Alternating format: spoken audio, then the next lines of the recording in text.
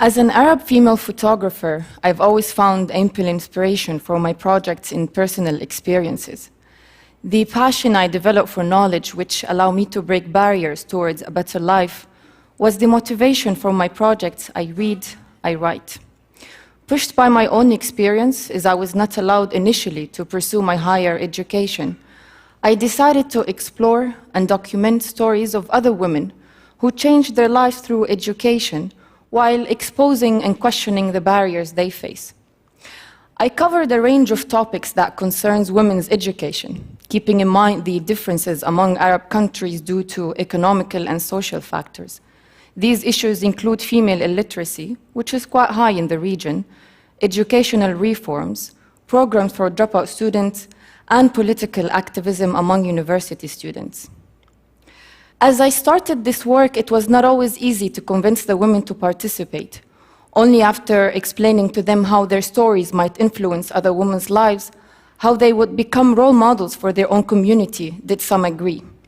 Seeking a collaborative and reflexive approach, I asked them to write their own words and ideas on prints of their own images. Those images were then shared in some of their classrooms and worked to inspire and motivate other women going through similar educations and situation. Aisha, a teacher from Yemen, wrote, "I sought education in order to be independent and to not count on men with everything." One of my first subjects was Saad from Egypt.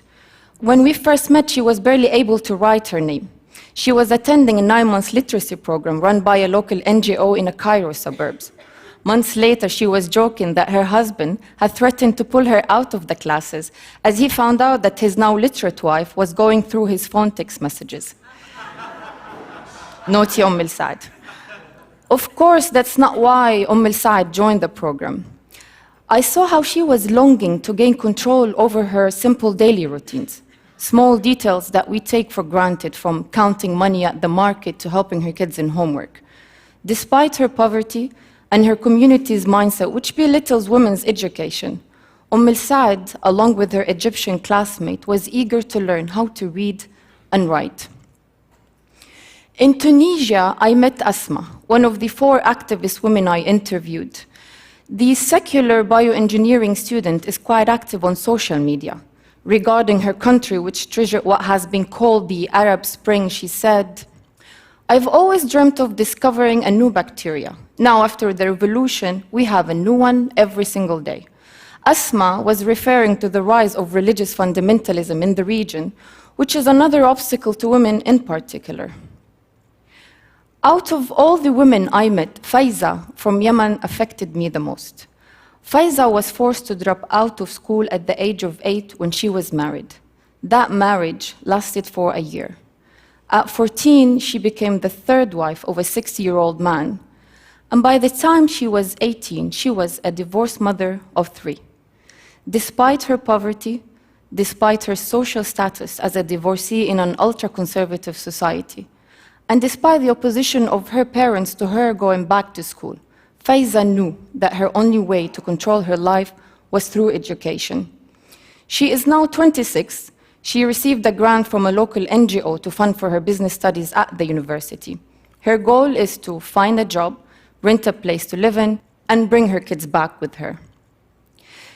The Arab states are going through tremendous change, and the struggles women face are overwhelming. Just like the women I photographed, I had to overcome many barriers to becoming the photographer I am today. Many people along the way telling me what I can and cannot do. Saad, Asma, and Faiza, and many women across the Arab world show that it is possible to overcome barriers to education, which they know is the best means to a better future.